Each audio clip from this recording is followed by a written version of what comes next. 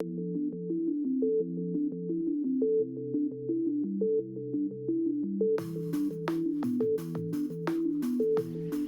I'd like to discuss a few of the misconceptions and things that I see on a daily basis with people's grip that I think lead to a lot of problems for them. First and foremost, when you see the left thumb get right down the center line of the grip, or 12 o'clock on that grip, you'll notice that my left forearm is in a very weak position there. Well, what happens when that forearm gets into a weak position, you'll start to see on the takeaway, it pushes my arm away. Even if I make a good turn, when I start down, the forearm wants to swing outside and across the ball. So you'll see a weak left-hand grip is going to cause a path to be outside in. To quote my mentor, Harvey Penick, Harvey felt like that the #1 cause of all cast of the club or outside in swing path were caused by a weak left hand or weak left forearm position on the club. So I really want to stress to you the importance of keeping that left thumb to the right of center where we can support that club. How we place the hand here is going to give us the support that we need. Secondly, the importance of that left thumb being to the right of center. As I start my backswing, when I start the club back, it helps me to keep that club in a nice solid position here. When I see a player get the left thumb too far down the grip, it's real easy for that club to get rolled to the inside. You'll see my left arm move out and away from my body here. As I start back, the left arm goes out and away, and as I do that, the club head rapidly disappears behind my body, and the club face, as you can see here, will get rolled open or facing the sky, versus getting that left thumb and left hand in a good position. That helps me support this club as I go back, so as I move away, the left thumb helps to keep the club in line so that at waist high, we're looking right down the toe line where the shaft and the hands are working together. All of that's accomplished by the simple position of that left thumb. So getting that left thumb in the proper position is essential to being able to start your swing back correctly. The second thing that I see happen most often with amateurs is they really, especially if they overlap or interlock the grip, they set the little finger first.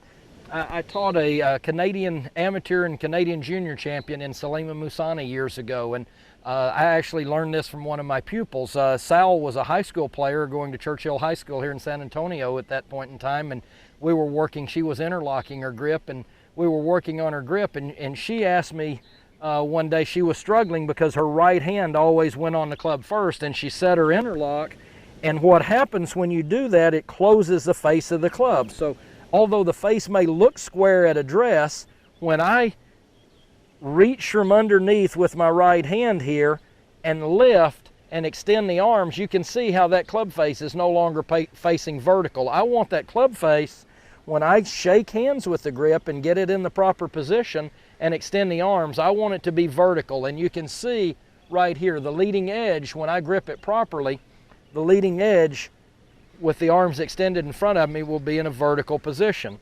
The thing that I learned from Salima that day was, she asked me, she said, could I just go from the top down instead of the bottom up? I actually took a 17-year-old high school player, a wonderful player in her own right, but certainly someone at the time many, many years ago that taught me something about the grip, and I've used that ever since, and I think it's been very, very helpful to most of my pupils. So we get the left hand in the proper position, the right hand shakes hands, that gets the thumbs opposing the grip on each side. In other words, the left thumb's just to the right of the center line, the right thumb's just to the left. That gives me the stability and support that I need to have a good solid grip all the way through my game. Every club, we want to try to get that club in the same position time and time again. I think if you'll try these things in placing your hands on there, no matter whether it's the 10 finger, the interlocking, or either form of the overlapping, I think you'll really begin to get comfortable with your grip. Now, let's talk about how to practice it. I'd love for you to spend, if you watch a half hour of television a day, you've got enough time to make a difference in changing your grip. By watching television, you don't even have to leave your easy chair or the couch that you're sitting. Watching a ball game on the weekend, whatever the case may be, keep a club there handy, and whenever there's a commercial, take that few minutes of the commercial. Most half-hour television shows will have 10 to 12 minutes of commercials minimum. You can practice your grip plenty in that length of time to make your hands comfortable on that club. So when you're resting in your chair watching TV, whenever there's a commercial break, simply pick your club up in front of you, get the club face where it's nice and square, held out to your side, and just place that left hand on from the top down. Then shake hands with the right, let your arms relax, be comfortable, extend the arms out in front of you, make sure that club face is square. All of this can be done at home, and in a matter of just a few days, you'll be very comfortable with your grip, so that even if someone just tossed the club to you, your hands will always fall into the proper position on that club. It's essential for you to understand this, and I think this is one of the most important things in the 7 pillars that we will discuss throughout this video.